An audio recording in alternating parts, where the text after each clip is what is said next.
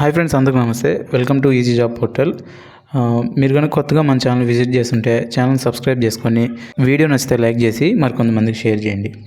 And ఇప్పుడు ఇక్కడ అసలు మెయిన్ పాయింట్ ఏంటంటే అసలు ఎగ్జామ్ ఎప్పుడు జరిగిద్ది అనేది చాలామందికి కన్ఫ్యూజన్ వచ్చేసింది.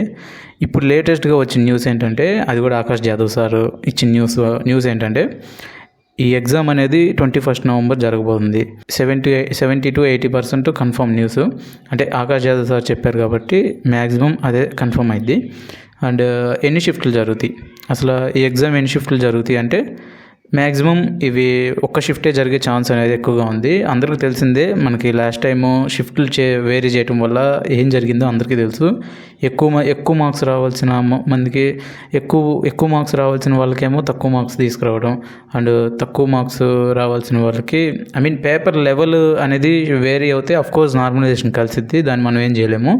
కానీ ఒక షిఫ్ట్ ఇవ్వచ్చు కదా, అంటే సెంటర్స్ పెంచేసి సేమ్ ప్రిలిమ్స్కి ఎలా అయితే సెంటర్స్ పెంచుతారో అట్లా ఇస్తే ఏ గొడవ ఉండదు కదా అనేది మన వాళ్ళు చాలామంది మెయిల్ చేశారు, రిపోర్ట్ చేశారు.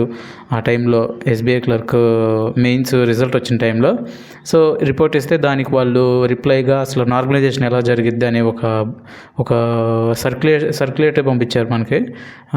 ఒక అడ్వర్టైజ్మెంట్ లాంటిది ఒకటి పంపించారు. అదన్నీ పక్కన పెట్టేస్తే అసలు ఇప్పుడు ఈ ఎగ్జాము అసలు 15th జరిగిద్దా, లేకపోతే 21 జరిగిద్దా, 16 జరిగిద్దా, అసలు ఇవన్నీ తీసేయండి ఫస్ట్ మైండ్లోంచి. 21 జరిగిద్ది ఓకే, కాకపోతే మనం 15, 16 అనుకునే మీరు ఎగ్జామ్ ప్రాక్టీస్ చేయండి. అంటే ఎందుకంటే ఎగ్జామ్ ఒకవేళ 15, 16 అనే ఈరోజే రేపు మ్యాక్సిమం వచ్చేస్తుంది అడ్మిట్ కార్డు. వచ్చినా కూడా రేపు 16, 15 ఎగ్జామ్ జరుగుతుందనే మీరు ప్రాక్టీస్ చేయండి.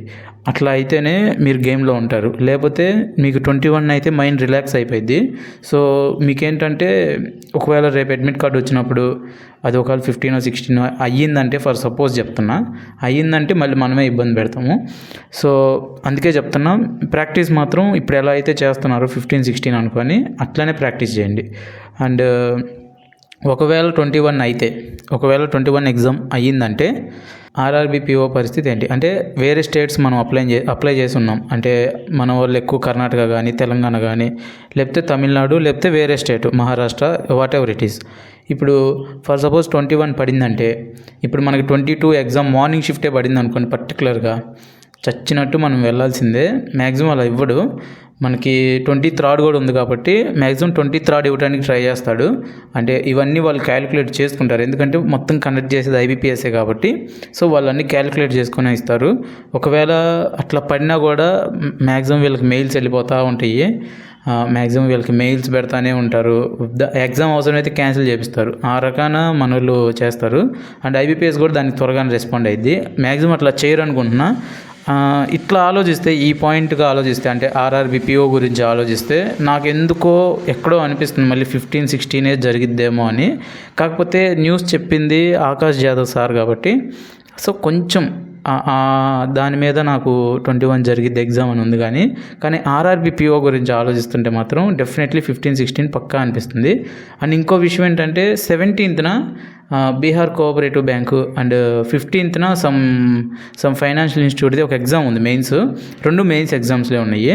సో దానికి కూడా మళ్ళీ ఇది ఒక లింక్ ఉందన్నమాట. అంటే 15 పెట్టకూడదని ఒక ఇది ఉంది.